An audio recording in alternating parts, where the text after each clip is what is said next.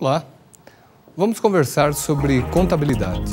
O que vem a ser a contabilidade, por que ela é definida como uma ciência, qual é o objeto de análise da contabilidade e o método para analisar esse mesmo objeto de análise. Em primeiro lugar, é importante destacar a razão pela qual a contabilidade é entendida como uma ciência.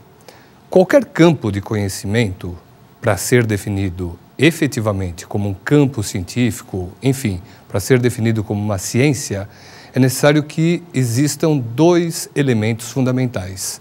O primeiro é o objeto que vai ser analisado por essa ciência.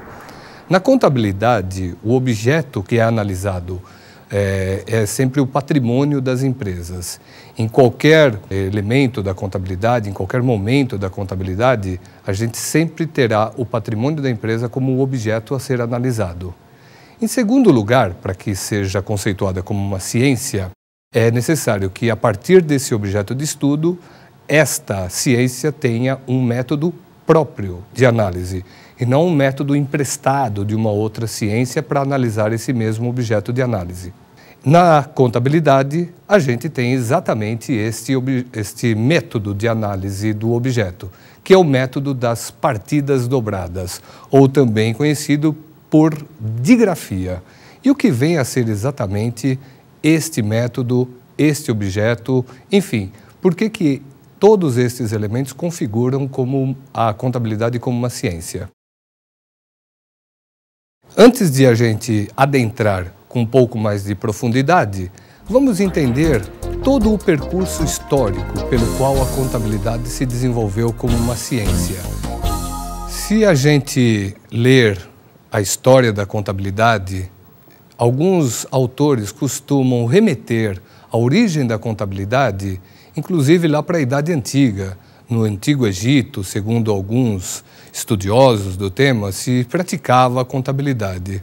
De fato, isso é um pouco exagerado se a gente entender a contabilidade como acabamos de perceber, como um campo científico e não como uma mera técnica. O que se praticava efetivamente nas civilizações da Idade Antiga, no Egito em particular, era uma mera escrituração dos fatos, sem nenhum compromisso em dimensionar ou criar alguma métrica para saber se de um período para outro houve um aumento ou uma diminuição da riqueza da entidade estudada. Aliás, nessa época, na Idade Antiga, nem sequer o conceito de entidade se tinha ainda.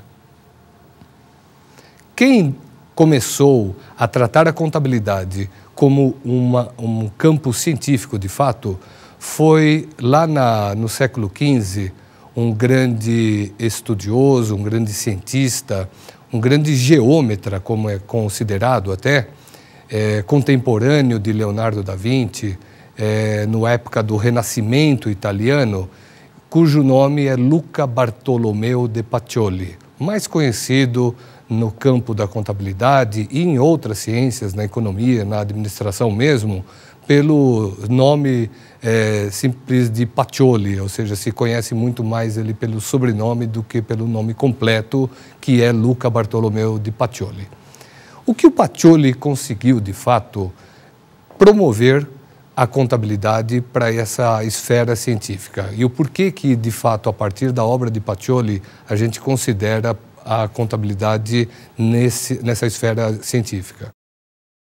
O Pacioli, também erroneamente demonstrado por alguns autores, ele não foi o inventor da contabilidade, é outro exagero.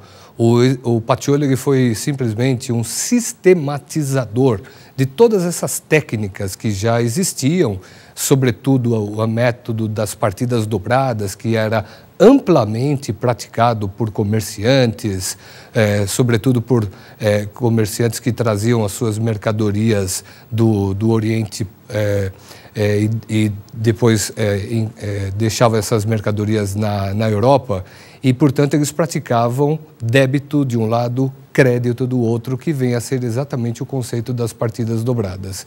Daqui a pouco a gente vai se aprofundar um pouco mais no conceito de débito e de crédito. Porém, Na obra de Pacioli, que ela é datada de 1494, portanto, antes do descobrimento do Brasil, nós temos mais de 500 anos de história da contabilidade com um documento, portanto, que é a grande obra que o Pacioli deixou como a sua herança para a contabilidade.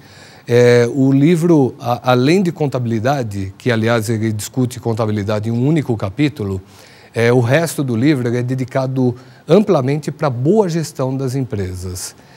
E o Pacioli deixou consignado nesta obra 3 grandes elementos que um bom empresário, segundo ele mesmo cita no seu livro, que deveria seguir à risca para ter um bom controle das suas operações.